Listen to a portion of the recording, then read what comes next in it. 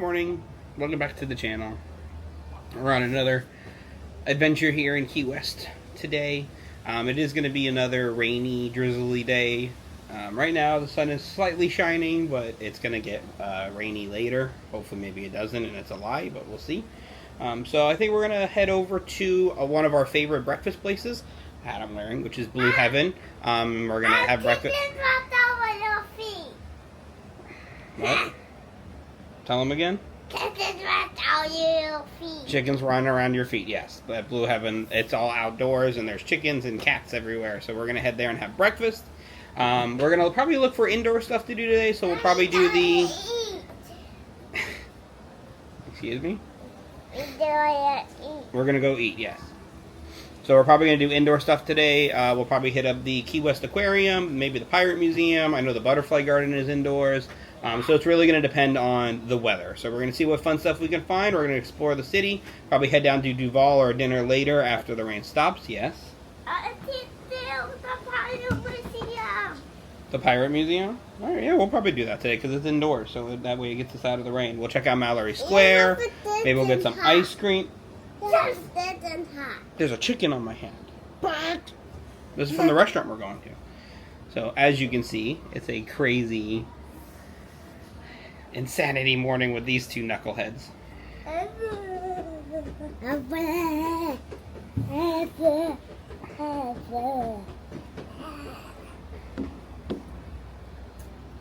Yeah. So we'll see what fun stuff we can find. So come hang out with us. Alright? Yeah! Say come hang out with us. I didn't say laugh. Come say hi. With a cracker in your hand. Alright. Let's go on an adventure.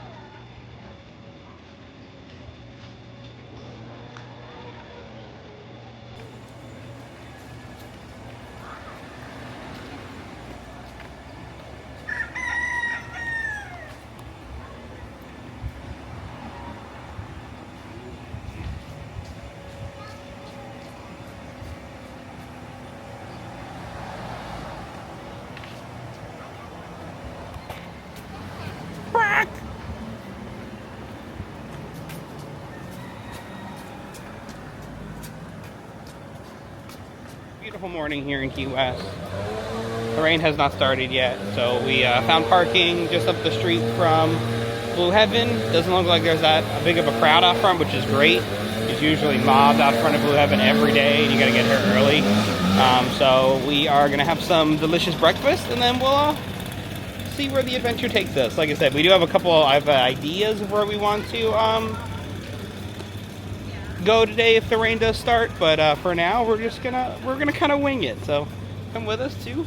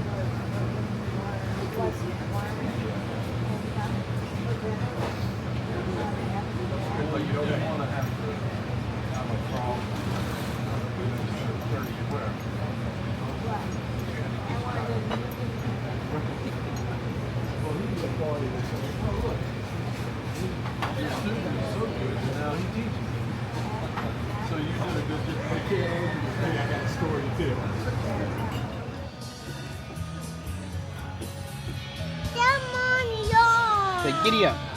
Yeah.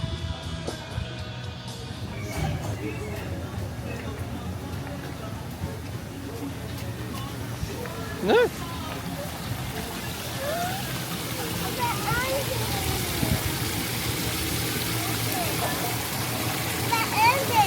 Water. I want to Come here.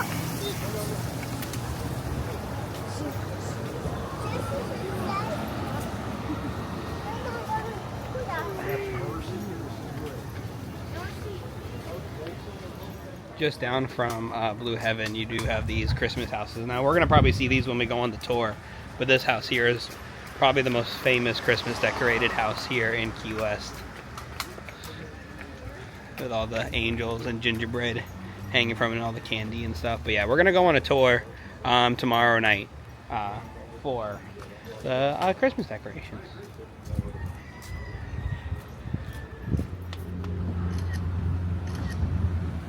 Hi. So yeah, we made our way over here to the famous Mallory Square. And we'll hit up some of the tourist locations over here, like the Aquarium and the Shipwreck Museum. And we'll check out some of the shops and some of the fun things. You can see that big celebrity cruise ship there. You know, they do use Mallory Square and this as a port for cruises, so you can see that big celebrity cruise ship. Also a smaller ship here as well. Yeah, this is where everybody comes at night to see the sunset and see the green flash, if it does happen, depending on the weather. But yeah, this is the famous Mallory Square. See the chickens running around. And that Welcome to Key West, Paradise USA sign in the middle. I want to go up there.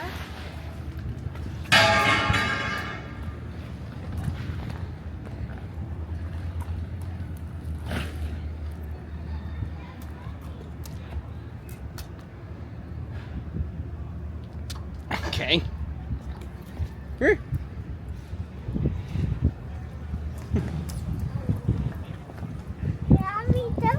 You can see this little ship here. American Cruise Line, small ship cruising done perfectly. So this is actually a cruise ship. It's very small and very intimate, which is very nice. But then yeah, you see that big celebrity cruise ship there.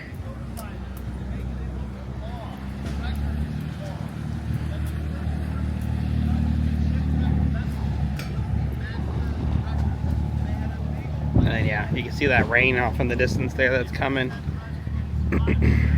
So we're gonna head inside and see what fun stuff we can find before the rain comes in.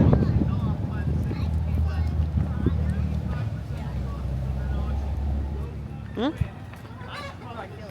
Oh, I know. Yeah, it's starting to drizzle. But let's head into the Mallory Square Market. We'll walk around there for a little bit. Key West is just rich in history, and there's so many tours that you can take and places you can go and everything else in between.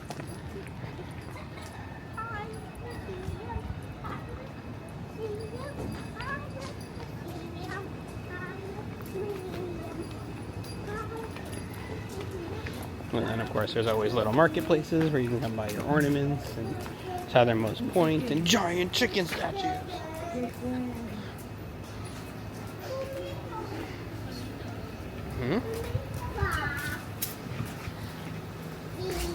And this is a famous Key West sponge market.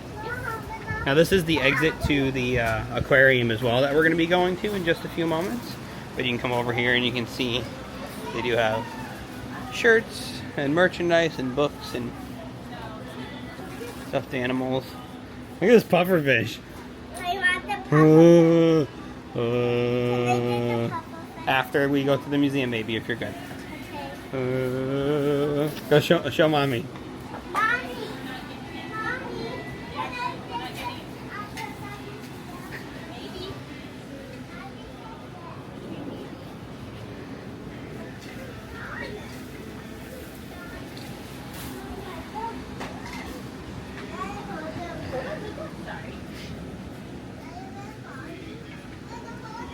And you can see that you can actually buy sponges in the sponge market. Sponge. Sponge. Fuzzy sponge. It cleans your face.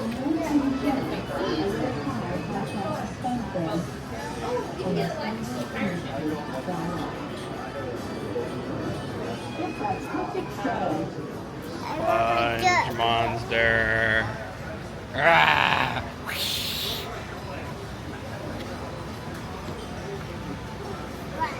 And you got this guy too. But yeah, so we are going to come over here tomorrow evening and get on one of these trolleys. And we're going to go on the Lights and Sights tour of Key West for Christmas tomorrow night. In the morning. Yeah, we are going to start our day here at the Key West Shipwreck Treasure Museum. And then if it's not raining too heavy, we can go all the way up there to the very top. I flew to the very top. So we're going to head inside in just a minute and check it out. Go to the other side and act like you're steering.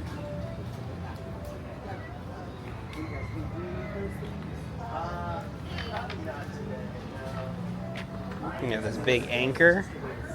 You have this map of the Florida Keys. So we actually started past about here, and we actually drove here, and then we drove all the way down to, it's wet, to Key West.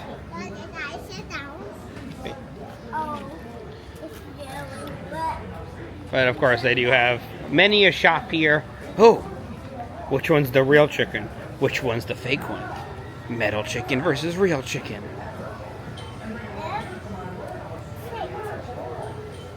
Yeah, they do have every style of market you can have here in Key West, with everything from mile marker 0, because this is where US 1 ends, to chickens galore, to magnets, stickers, all that stuff. But yeah, we are going to head into the Shipwreck Museum here in just a few moments.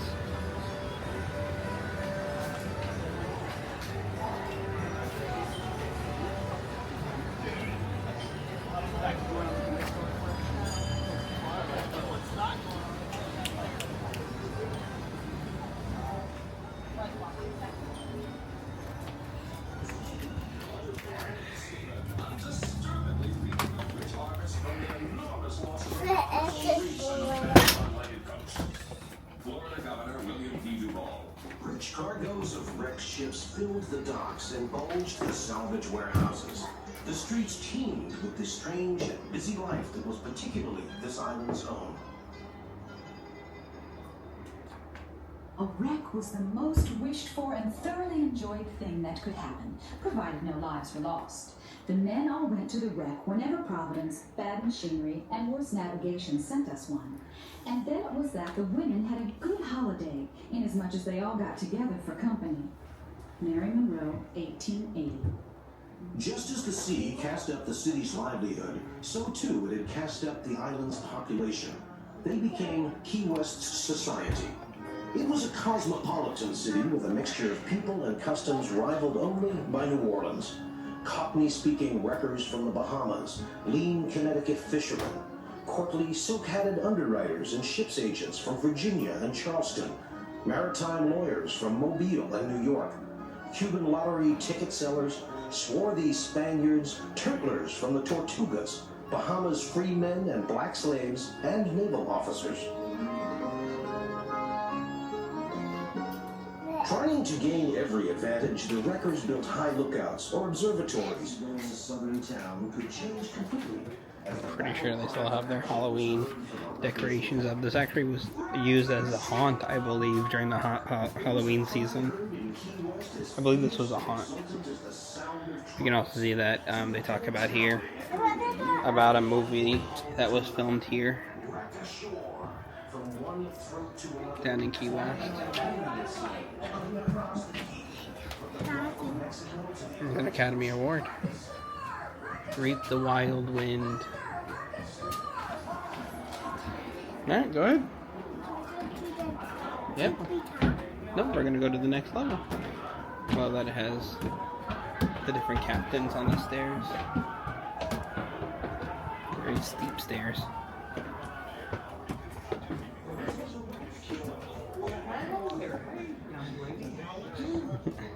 Hello, where are you folks from? Orlando. Did you drive down here? We did. So you drove all the way to Key Largo. Yep. And had 3 more hours to go. Yep. Yeah. Is that Made a how it pit works? stop at the family's house in Fort Lauderdale. Oh, well, that's nice. So- Well, welcome. Is this your first time to Key West? Hers. Hers, yes. Hers? I was pregnant with her last we were here. Is So. that right? And he wasn't one yet. And you weren't one. Nope. So there you go. There you have it. Well, welcome back to Key West and welcome to the Shipwreck Museum. I'm Captain Josiah. You can call me Joe. There's 2 ways you can do this museum now. You can walk around and look and read. But if you want to hear a story, that's what I'm here for. Now, I can tell you the whole shebang, or I can tell you my favorite story right here. If you don't hear any other story, I love telling this story because it's funny. Would you like to hear that story? Sure. Okay, I'm going to give you the short version. Basically, as you walk around here today, everything behind the glass is real and authentic. It came off of a shipwreck. For example, everything in this case right here came off that ship right there. Except that ship right there. That's just a model. But it represents the El Cazador, and that's known as the shipwreck that changed history, and it literally did. It was a Spanish brig of war, and it set sail from Veracruz, Mexico in 1784. It was secretly loaded with 400,000. Can you see them? 400,000 of those pieces of 8. And they were taking that silver to New Orleans to back up the paper money of Spain. Spain was in desperation. It needed that silver to make it to New Orleans, and that's how it changed history. It never made it. Just think if it would have made it. Louisiana might not be part of these United States today. But what's interesting is how the treasure was found. It wasn't that long ago. 1993, a fishing boat was going across the Gulf of Mexico. Nets got caught on the bottom. When they finally freed the nets and pulled them up, they came up with a 45-pound gold. That was nothing but Spanish silver coins. And there's a picture right across from you, young man, where it says El Cazador.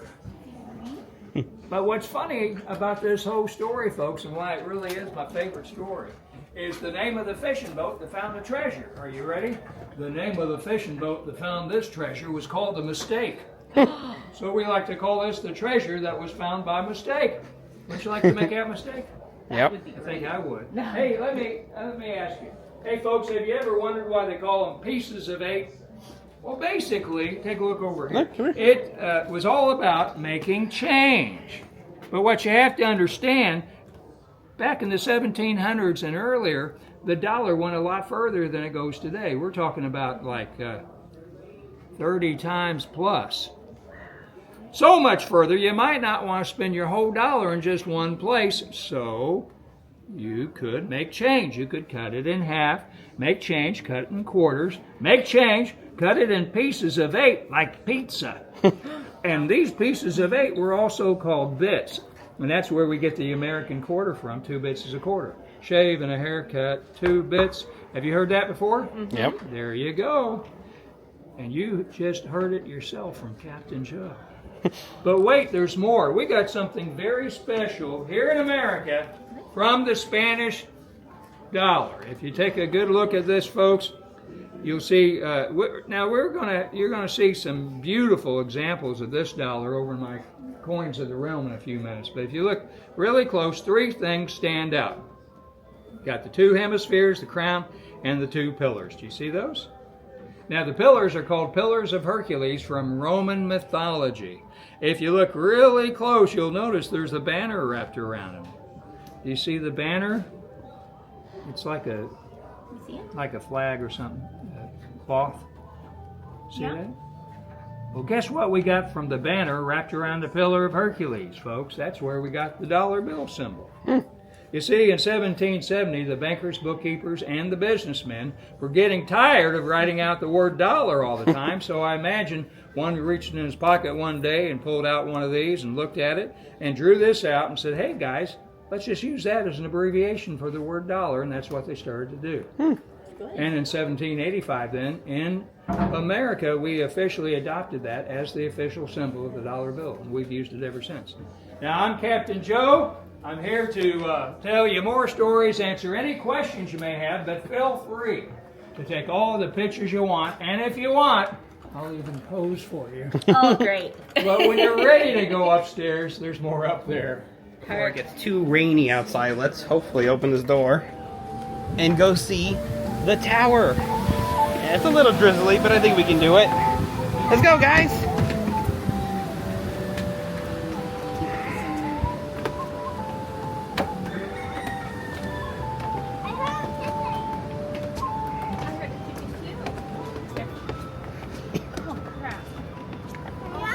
Yep. You got it. You want to go all the way up? Come on, let's go. You want me to put that in my pocket with mine? Can you put that one in yours too? For me, yes. Then for All right. me, Let's go. Yep, we're going all the way up before the rain starts.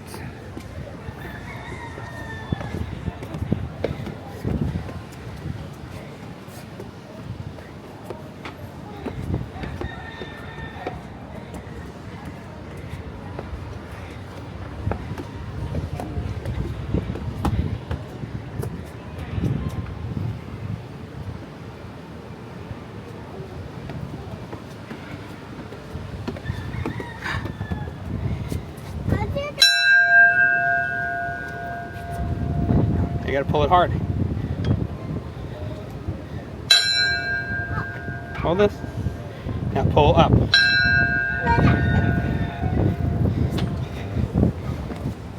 Okay, go to the top there. Bella, you wanna ring the bell? yeah. Ring the bell. Just pull the string. Pull it up. Hard. Good job. Oh, okay. We made it.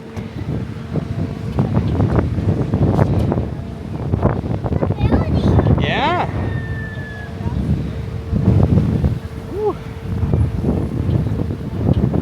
Yeah, it's super cool coming all the way up to the top of the tower here at the Shipwreck Museum. And you can see the aquarium down there. We're gonna head there next. It's a beautiful view of the northern side of New Hall and Mallory Square. You guys think? It's like a tree house.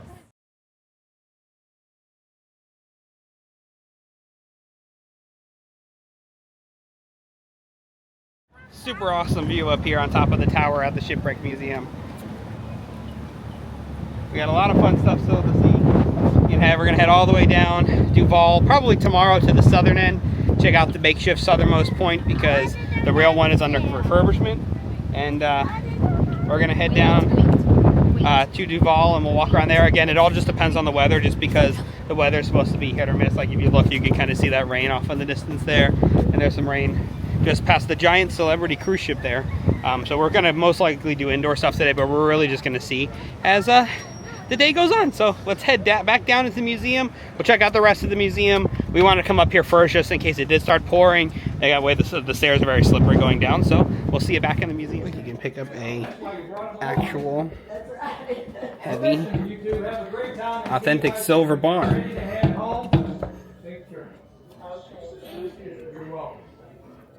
Go ahead. No. 64 pounds of solid silver. Nice try, Bella. Right now, if you do the math, the last time somebody did the math, These are actual salvage from the oceans, pieces of 8. Not bad. yeah. Emerald there. Of course, it's because it's connected to history, it's priceless. Yeah. Yep, Yeah. absolutely. And then you have different coins. Now, I talked to you about the dollar coin. Yes. Here's a great example of it, and that's why I was alluding to. The third coin from the left, look at that. Oh. Oh, yeah. Once it's in 3D, you can see it a lot clearer. Yeah, no, that is. That's really cool. And then look at the coins next to it. You see that it has dents in it. You know where they got the dents from? They got those dents from China. You see, in 1720, the British East India Company started doing business with China, and they would buy their things and they would pay with the silver dollars. Well, they buy their porcelain, their ivory, and stuff like that, spices. But every time those merchants got $1 from them, they would make sure it was real silver, so they put a dent in it. But if you look closely at those dents, they actually mean something. They're Chinese characters, so it means something like happiness or heaven or profit or keep off grass or something. Do you think it means to keep off grass? Yeah, sometimes you need to keep off the grass. Yeah. That's cool. This was all from August. Oh. Yeah, just Oh, wow. 3 months ago. That's awesome. This is all from 1985 Wow. from my friends Doug Jones and Stephen Ray Maloney. They found it in 1985. Wow. That's why these things have barnacles. They were left behind for another 130 years. Wow. But these items were actually found 3 months ago. And if you look at those bottles, guess what? They still have the liquid in them. Wow. That's crazy. And you know what? If I owned those bottles, I'd let you get a swig. I would. Because guess what? It's not any liquor. Look at these bottles. See those? Yeah. It's none of those. Look at the next ones. It's got mineral water on it. Oh. That's why I want the kids could drink it. Wow. But that just goes to show you we've had bottled water for a long time. Yeah. And they're obsessed with water. They love water. Yeah. You know what? It's- That needs to be your preferred drink. Oh, yeah. It is. Because it quenches you. So yeah, he said everything behind glass is authentic, actual stuff found from shipwrecks over the years.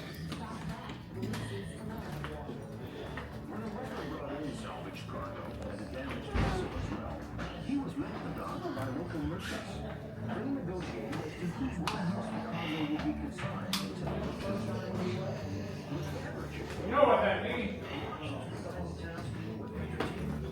It's an actual telescope.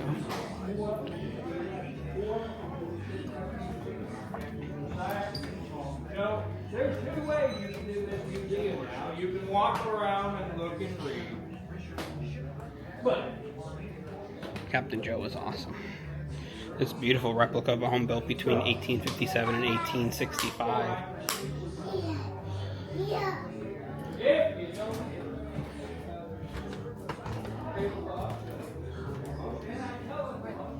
You're over there. Family heirlooms. Look, guys. Bella, look. They love Captain Joe. They do. These are all keys. Keys found in the ocean. Okay, give me a minute. Coffee grinder to make coffee. And a vase. And this is all porcelain here. Then you have, let's see, this is actual ship of gold. So if you look through there, you can actually see the little gold. See the little gold there on the trays.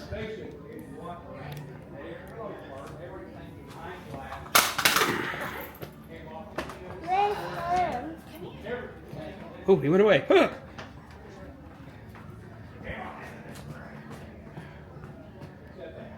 There's a person sitting back there.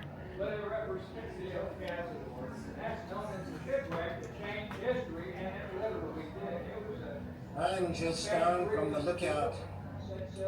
Amos has got us up there round the clock all 7 days since Squire Egan got the Mallory Square.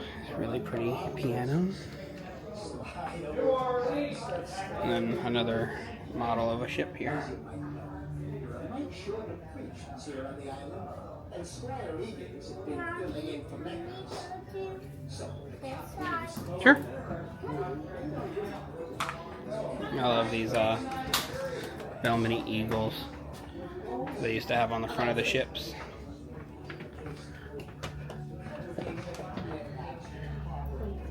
And now we go back downstairs to the rest of the museum. Joe is, and then we went upstairs, and then we walked around here. A really cool diver helmet.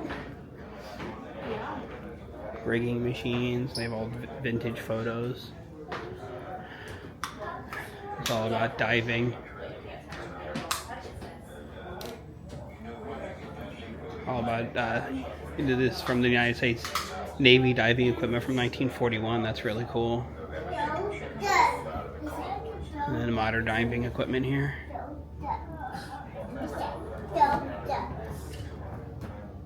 And then talks about at the end of the museum talks about the cotton cargo ships that were set on fire and all these big barrels of cotton.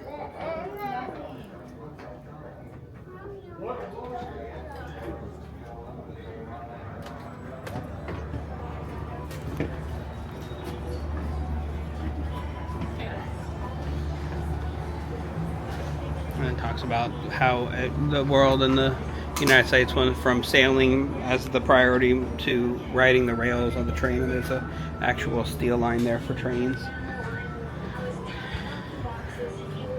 And then we head back outside into Mallory Square. Super amazing museum.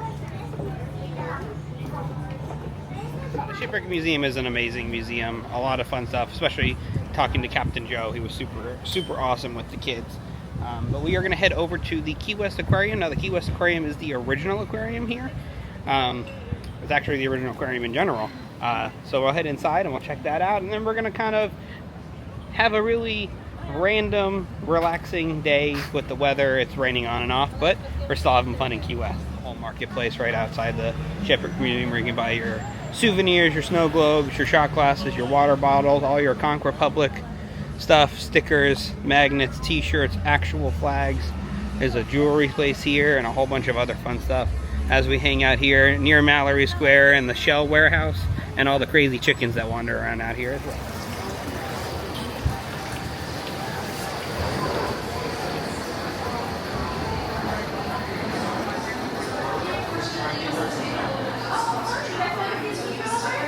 What? Yeah, sure.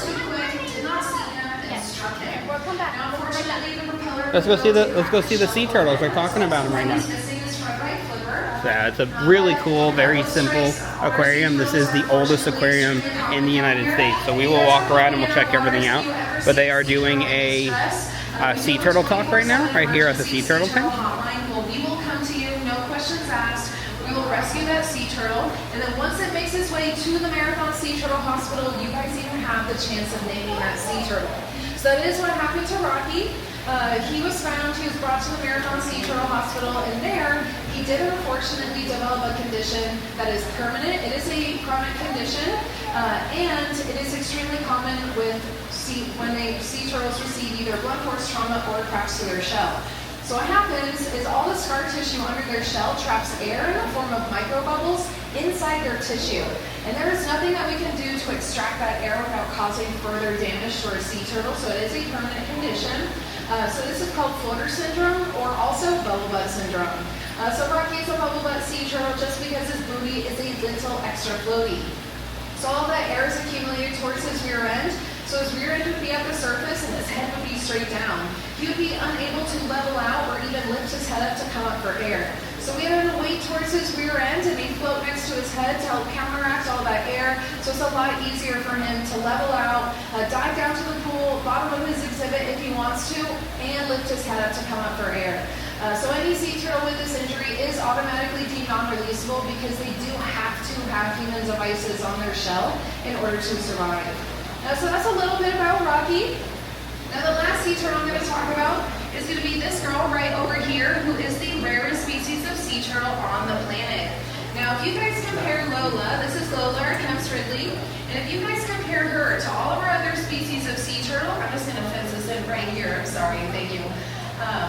If you compare her, you're going to see that she is a lot smaller and lighter in color. So believe it or not, this is a newly identified species of sea turtle. They were identified in 1901, but we didn't even know that they were their own separate species. So we actually thought that these guys were a hybrid between Spike outside the loggerhead and Rocky, our green sea turtle right behind me. Now, an avid naturalist named Richard Kemp, he was adamant that this had to be their own separate species, so he sent it in for identification. He ended up being correct, and then he had the species named after him, the Kemp's Ridley. So if you guys discover your own species out in the wild, you can get it named after you. Now, even though we finally discovered that they were their own separate species, we had no idea what their nesting behavior was, or where even their nesting site was, until we did a series of accidental aerial surveys on these 3 particular beaches in Mexico, and we documented 42,000 females nesting on these 3 beaches at the same exact time. So that was amazing. Not only did we discover their nesting site, we finally understood what their behavior was. It's for all the females to storm the beach in mass and during the day, which is the complete opposite of all of our other sea turtles, who will use the cover of darkness to lay their nest, and the females will come to the beach one at a time. So that's why these guys are a lot smaller and lighter in color, so they can camouflage into the sand and they don't absorb as much sunlight. Now, we did the same set of aerial surveys in the 90s, and unfortunately we did document only 200 females nesting on these 3 beaches, and they will slowly start to starve while feeling full. So when it comes to our single-use plastic, and especially those plastic bags, if you guys could please help us out by putting additional items in those bags when it comes to disposing them. You can touch it if you want. The biggest threat with those bags is having a Touch things. You can touch a little hermit crab. There's a horseshoe crab over there. It's already in a trash can to begin with, just because You want to do it, baby? we're so close to the ocean every year in the Keys. Want to try that one? Two fingers, okay?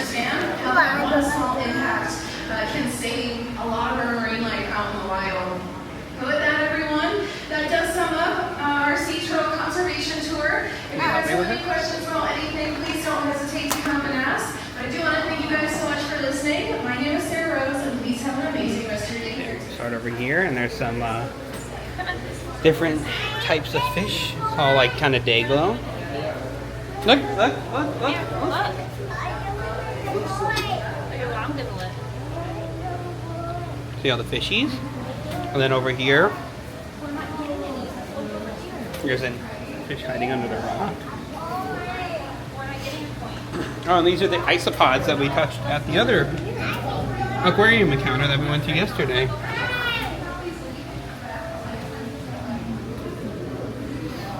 Oh, they have like the whale bones there, dolphin bones.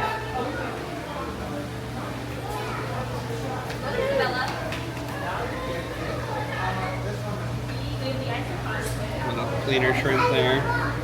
Like Jacques from Finding Nemo. And they have the... What are those? Those are lionfish. They're an invasive species, but if you look, there's a fish right here. real one? Look, starfish. Fight the starfish.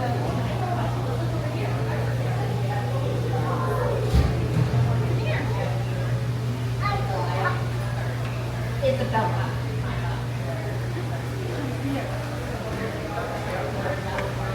Yeah. Oh, look, you can see that sea star swimming around back there. You can see the underbelly of the sea star.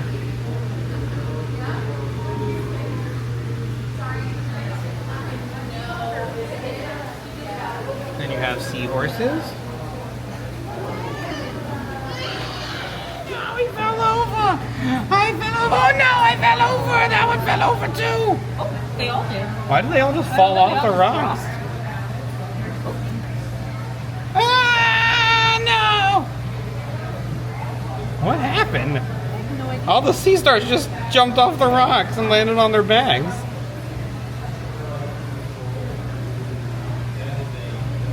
Alright, well, you can see his little... He's moving around, so he's okay. But that's weird. I've never seen that happen before. Alright, let's keep on moving. So yeah, there's Good morning, Key West Aquarium guests. sea We are horses in our here. next presentation is going to be our Atlantic Shores game fish and shark feeding. So if you guys want to learn a little bit about our game fish and our sharks, so if you're just interested We can, but we can watch them. Please meet me Upside down outside jellies. the hotel at our Atlantic Shores exhibit in 5 minutes. We can't feed them your baby.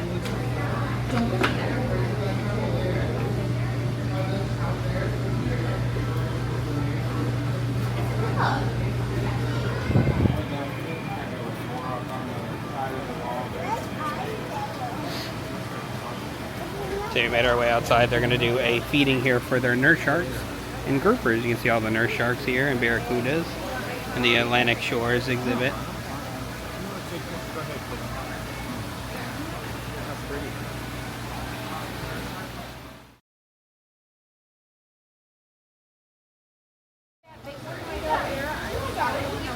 Oh yeah. You see the? Yeah, they're gonna feed them. Mm-hmm.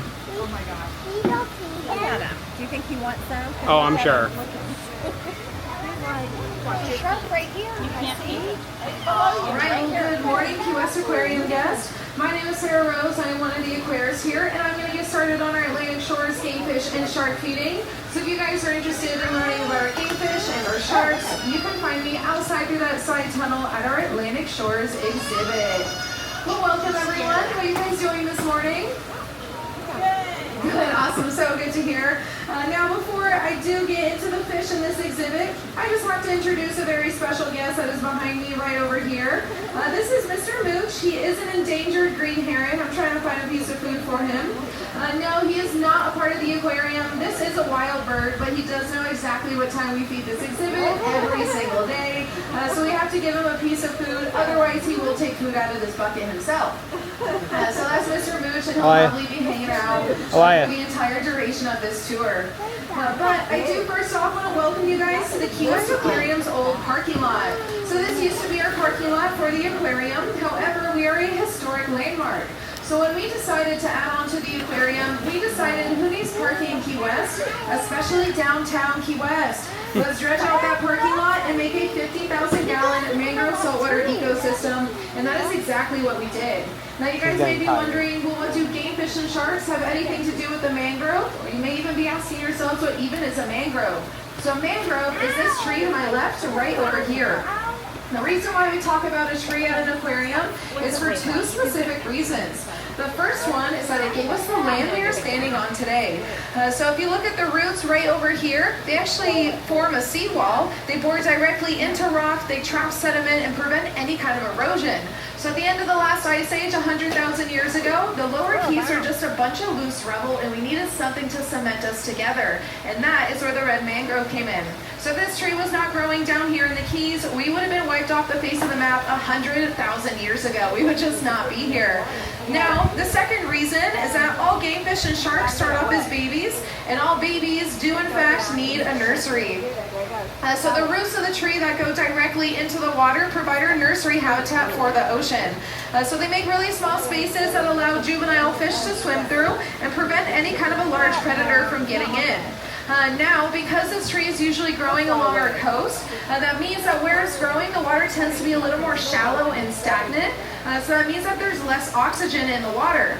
So that's another way to prevent any kind of large predators from going into our nursery, except we do have one predator that's able to make its way into a nursery habitat because it is a fish that swallows air in order to breathe. And that is going to be our tarpon. That was one of them. Now our tarpon are our torpedo-looking fish that we have in here, and these guys have the nickname the Silver Kings. Now they're called the Silver Kings because they're beautiful silver circular scales. And they're an amazing game fish. Now they do have an ancient lung called a labyrinth organ that essentially allows them to swim right up to the surface. This one just took a breath right over here. And then as they swim back down, after taking that gulp of air, you will see bubbles coming out of their gills. Now that does mean, however, if you guys are fishing for a tarpon or you accidentally get one on your line, every time it breaches, it is completely re-energizing itself. So you guys can fight a tarpon on your fishing line for 2 to 4 to 6 hours, and it is just going to depend on the fish. Now, if you manage to bring that fish back to your boat, you guys cannot take tarpon out of the water. They are protected. They're a catch and release species only. But you can, however, keep your tarpon if you are actively seeking to break the world record. The world record for a tarpon right now is 243 pounds, and if you look at ours in here, that is double the size of ours. So these guys are just over 100 pounds, and believe it or not, they were donated to us in the 60s. So tarpon can actually grow to be over 100 years old, and we know this because we have a school of smaller ones with a yellow tail fin called our horseye jacks. Now these guys are athletes of the ocean. They can swim at high speeds of up to 30 miles an hour. Now what they're doing, our jacks, are corralling fish into formations called a bait ball. And then all of our jacks are swimming into this bait ball all at once, hopefully successfully ending their sprints with a meal.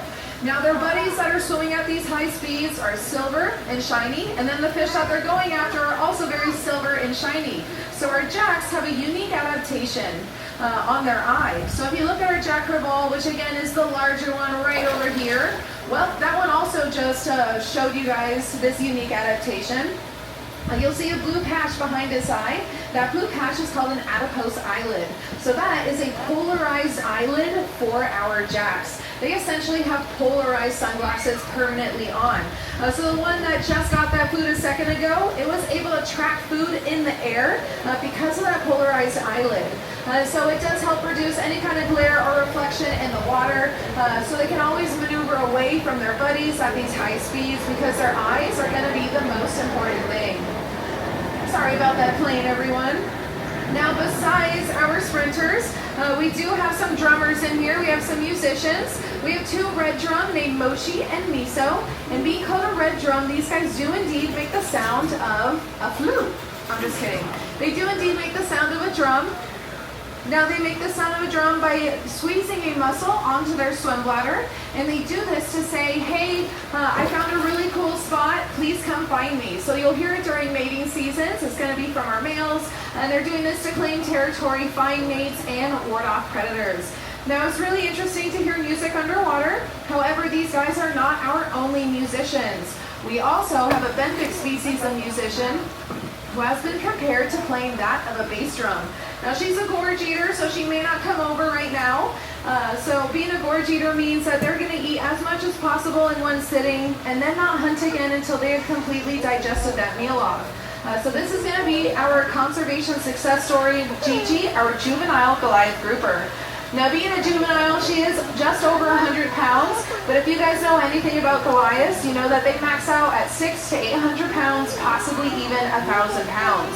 So eventually Gigi is going to be the only fish in this exhibit because she will be a fish that is the size of a small car. Now we have many more years to go, but being a conservation success story, I did just see her, so let's see if she wants to come back for some food. Being a conservation success story, we do love to brag about them. So, unfortunately, due to overharvest, oh, you missed it, girl. Due to overharvest, and this is her swimming right over here right now, these guys were on the brink of extinction. And so, unfortunately, they were classified as being functionally extinct.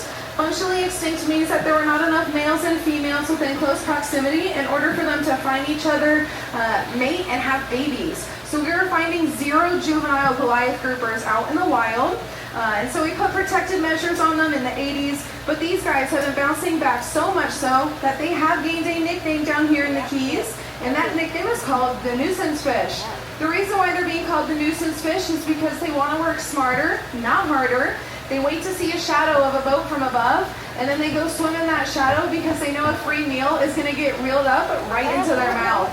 Now, we love that for our groupers because we want them to grow, be healthy, and have a lot of babies. But if you guys are fishing in our waters and you have an 800-pound fish under your boat, you are not going to be able to take a single thing out of that water. So that's why these guys got the nickname the nuisance fish.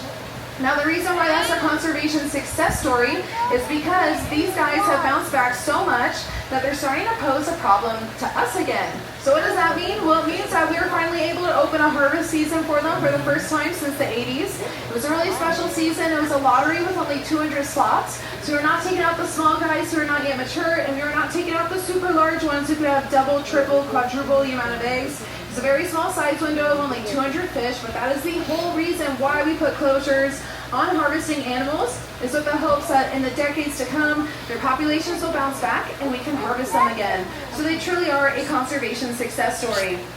Now, GG is not the only grouper that we have in here. We also have 2 black groupers who were just over here a moment ago. And unfortunately, I wish they were in front of you guys because it is really hard to describe what a black grouper looks like. That's because they're essentially a mood ring in a fish. So they can transition from all white to all black, any shade of gray in between, express this beautiful, vibrant checkerboard pattern, or be a total solid.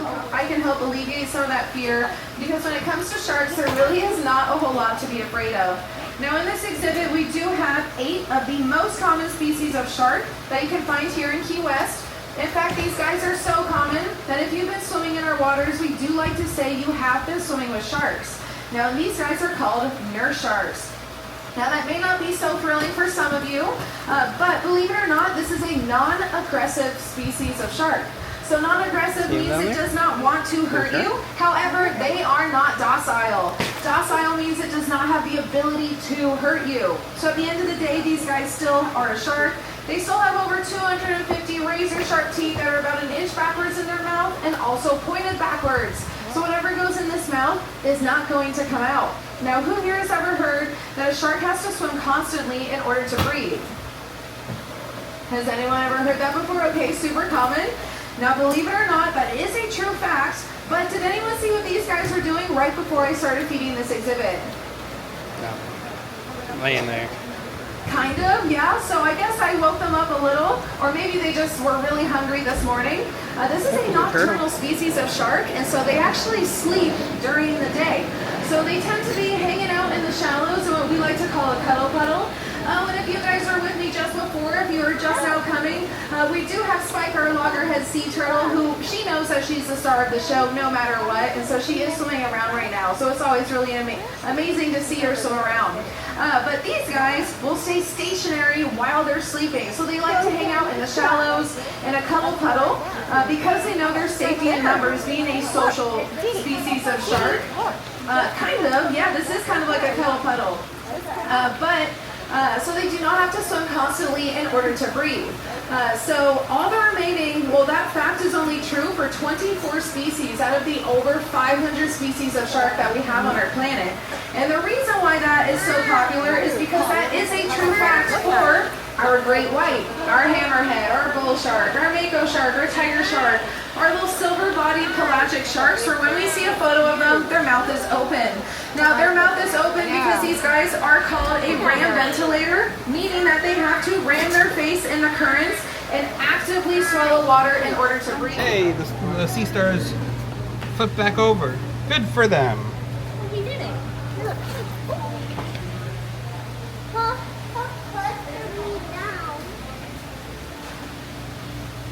Yeah, the upside down jellies that we saw before we went out for the Atlantic seashore. You know, these beautiful.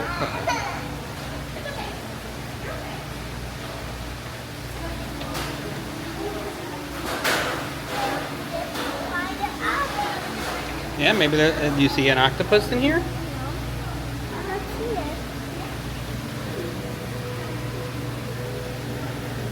He's probably really small and hiding.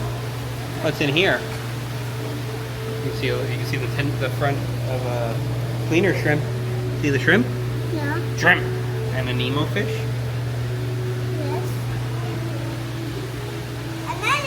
Another Nemo fish and some bluegills there.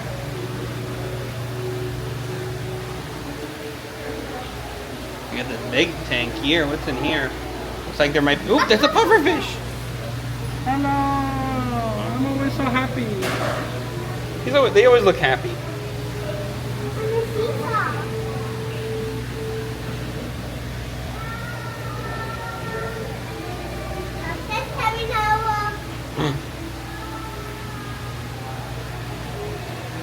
La la la.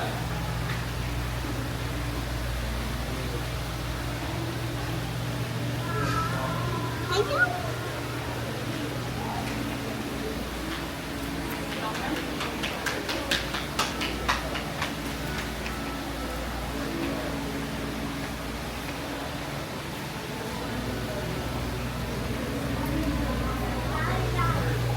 Got some shovel-nose sharkfish in here. Some stingrays. Those are Sailor's Choice. What those are called. I love that they have like everything displayed like it's under a pier or how it would actually be. And you can actually go outside here. And then this is kind of set up to be a natural habitat out here for different fish and things. So like you could see what fish are in this area. There's a giant shark on the roof.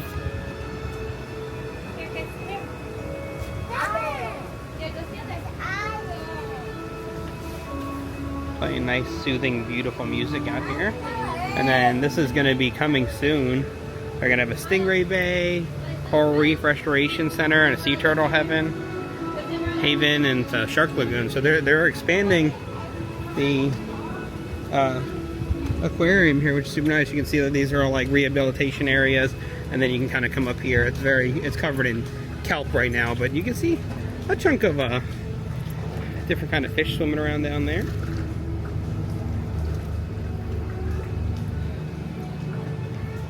And you get another view of that Celebrity cruise ship and how big it is.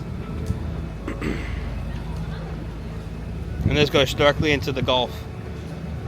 All this whole area, so they have a kind of a natural habitat. And then over here, like there's a tank over here with maybe some bonnet heads, or maybe they released them all. Oh, there's one. Look at the little bonnet head. Oh, there's two. There's three.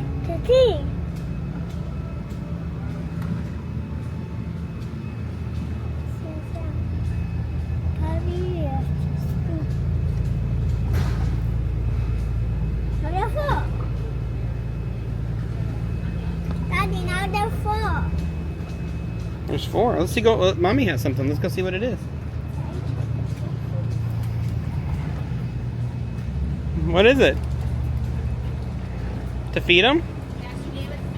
Oh. Look, we got a little bucket of fish food. Go with Mommy.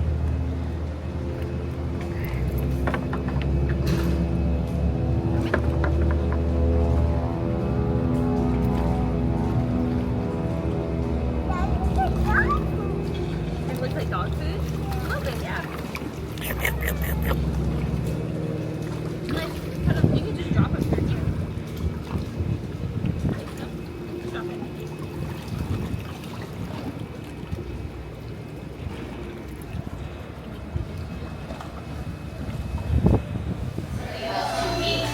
Now these are what we deem native species, the ones that are in these areas that have evolved together and they all create this balance. Now every once in a while, an animal or a plant, there's some sort of species that's introduced to an area and never evolved it did not belong in it, does not have a job in. Now these are what are called non-native species. A lot of the time this happens through human introduction, sometimes through some weird storms, currents. They'll end up in these areas that they do not belong. They're not always an issue. Sometimes they'll just go away on their own, or they'll kind of die off, or really quietly integrate and not take over. The lobster. When those non-native species start to disrupt that balance that was so delicately put together by our native species, that is Tank of shrimp. Now, there are three major concerning aspects to invasive species. Now, the government spends about $2 million a year trying to get rid of them, but they keep on expanding anyways. And just down here in Key West, there's a few non-native and invasive species that you might not recognize as that, like those cute little curly-tailed lizards, which is here in our oceans down in Florida Keys, is these red lionfish right here. Now, red lionfish are actually native to the Indo-Pacific and the Red Sea region, where their natural predators include things such as sharks, free-living eels, and they all evolve together, and so they knew how to eat them and keep them in check. Well, there were some who were introduced to the Atlantic in the 1980s, and now their numbers range all the way from Rhode Island down to Rio de Janeiro. So their numbers have really blasted off for a number of reasons unrelated. It is similar to that of the Red Sea, the Indo-Pacific region. It's still that tropical water, right? But these animals can actually thrive in cool waters. So this is a sculpture gallery here. Different captains and famous people of Key West.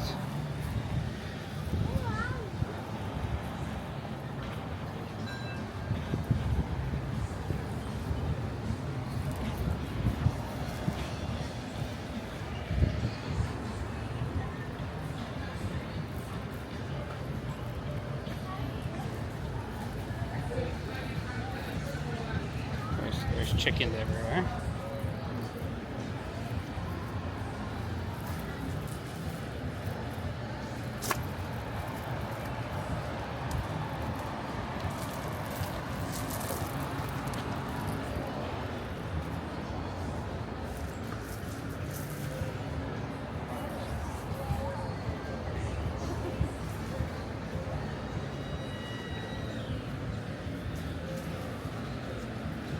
Ernest Hemingway. We're gonna head to his house tomorrow, I believe.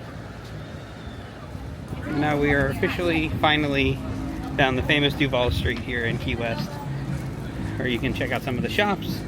We got a nice cup of hot coffee before the rain starts, and see what fun stuff we can find. Daddy, can I hold the box? We've never ride a There's coffee before. police officers on horseback with Santa hats. They have Santa hats on. Oh my god, And then right next door to the shop we were just in is the smallest bar. This is the smallest bar in the world.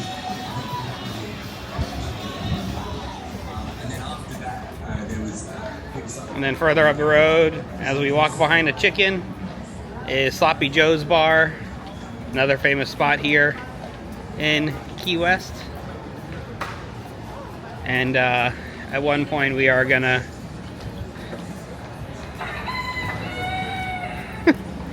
head over to Captain Tony's bar, which is just down here.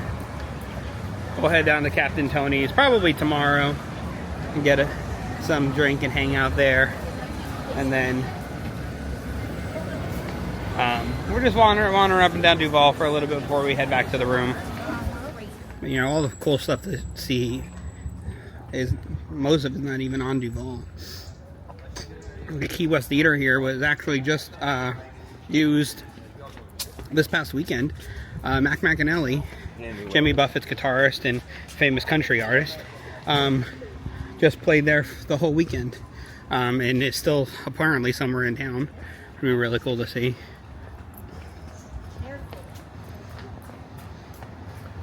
I love the colors on this house with Rudolph and Santa hanging from the roof.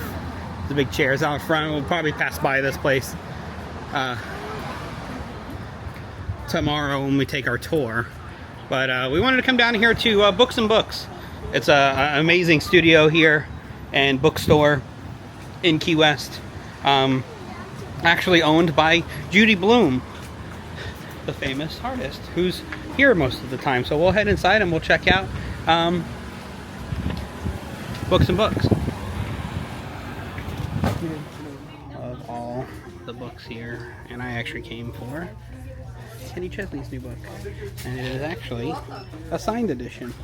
So I will be purchasing Kenny Chesney's new book, signed by Kenny Chesney himself. But yeah, they do have this whole kids section. They can sit and they can read books and check out all the new books that are in town.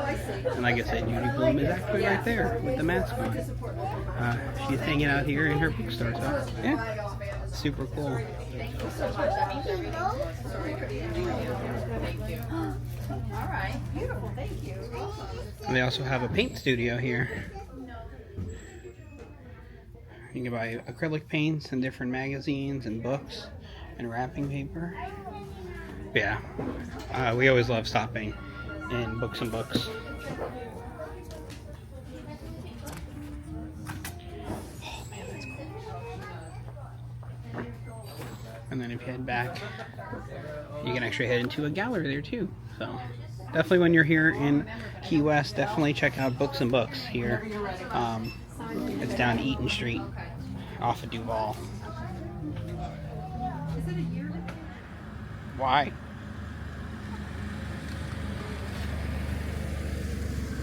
Why? Why are you crossing the road? Why?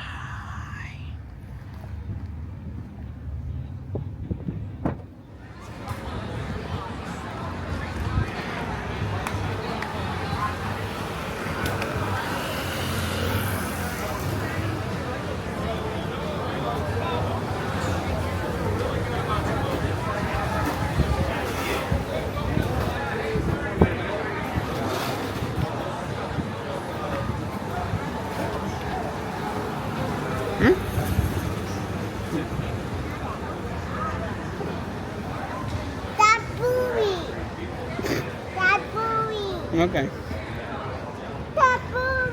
Okay. Okay. And we are coming up to Margaritaville.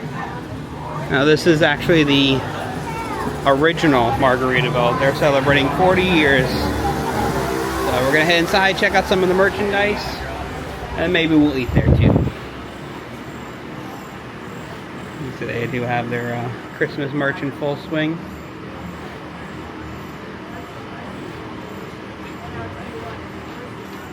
Of this Santa shirt there, and there's some really cool Spirit jerseys, and then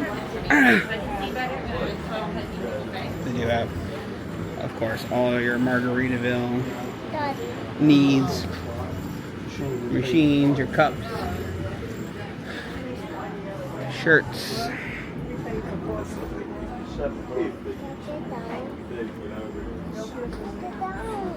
In a minute, baby.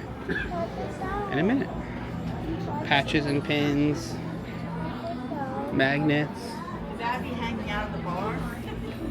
But yeah, there's plenty of shirts. Yeah, this is the original Margaritaville where Jimmy Buffett started it all here in Key West. And like I said, they are celebrating 40 years this year for this Margaritaville location. Really cool, really vintage vibe in here.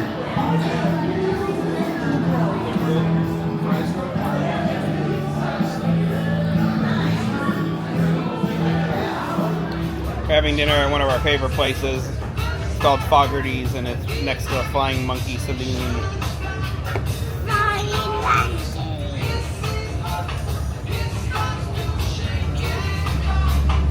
We have really good smoothies and stuff, and then you can bring this back and get refills. There's a flying monkey on it.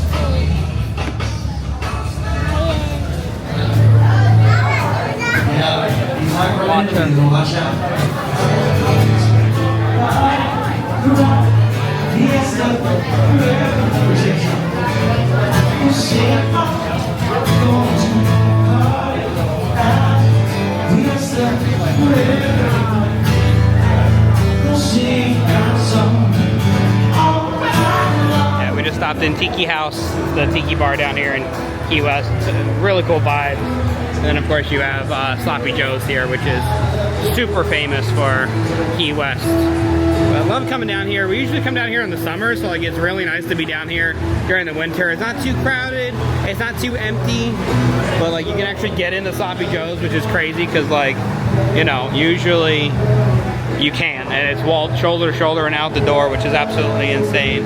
But we're just gonna walk up and down Duval for a little bit and head back towards our hotel because we got a lot of more fun stuff coming up over the next couple days. So thank you so much for joining us on our second day adventure here in Key West, Florida.